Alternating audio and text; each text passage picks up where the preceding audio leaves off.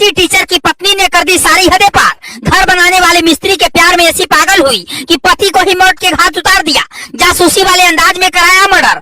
Uttar Pradesh police हैरान, 300 रुपए की तैयारी करने वाले मजदूर पर क्यों फिदा हो गई करोड़पति टीचर की खूबसूरत पत्नी। सच जानेंगे तो आप भी हैरान रह जाएंगे। ज्योति मौर्य की बेवफाई तो कुछ भी नहीं।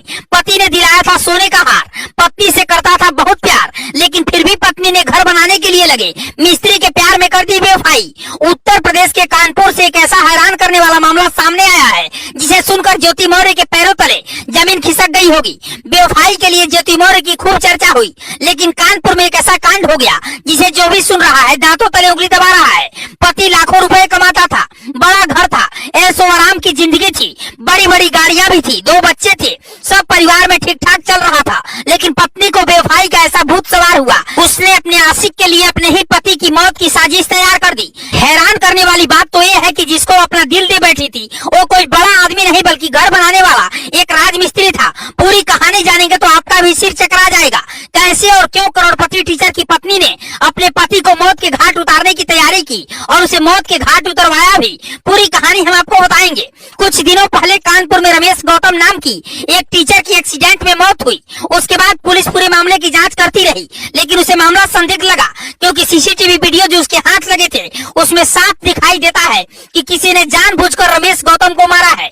रमेश गौतम पेशे से एक टीचर थे और परिवार से काफी संपन्न थे। उनके पास करोड़ों रुपए का घर था, जबकि करोड़ों रुपए बैंक में जमा थे, इसलिए मामला हाई प्रोफाइल हो गया। पुलिस ने जब मामले की छानबीन शुरू की तो जो कुछ मिला उसे देखकर उसके भी पैरों तले जमीन खिसक गई। पुलिस भी सच्चाई पर यकीन नहीं कर पा रही थी कि आखिर कोई महिला ऐसा अपने पति के साथ कैसे कर सकती है। आपको बता दें कि सच्चाई ये सामने आई कि पिंकी नाम की महिला ने अपने पति रमेश गौतम को मारने के लिए अपने प्रेमी सोनकर के साथ मिलकर 2.5 लाख रुपए में सुपारी दे दी ताकि किसी भी सूरत में रमेश गौतम को रास्ते से हटाया जा सके और आगे मौज की जिंदगी काटी जा सके। आपको बताते चले कि इस हत्या को हादसा दिखाने के लिए राजेश को कार से कुचला गया, लेकिन जब पुलिस ने आरोपी शैलेंद्र को शक के आधार पर गिरफ्तार किया तो इस पूरे हत्याकांड का खुलासा हो गया। पुलिस ने पिंकी की कॉल डिटेल्स खंगाली, तब पता चला कि पिंकी ने काफी वक्त तक शैलेंद्र से फोन पर बातचीत की थी। इसलिए इस बात की पुष्टि हो गई कि दोनों ने मिलकर रमेश गौतम को मारने की साजिश रची। अब आपको इस मर्डर मिस्ट्री की पूरी कहानी बताते हैं। आरोपी शैलेंद्र सोनकर ने पुलिस के सामने मीडिया को बताया कि 2001 में मैंने राजेश गौतम का घर बनाया था। उसी दौरान उनकी पत्नी पिंकी से जान पहचान हो गई। रमेश गौतम पर शैलेंद्र ने आरोप लगाया था कि उन्होंने उसका पूरा पैसा नहीं दिया और अपनी पत्नी को मारते पीटते भी थे, इसलिए पिंकी से उसकी सहानुभूति बढ़ती चली गई और धीरे धीरे दोनों को प्यार हो गया।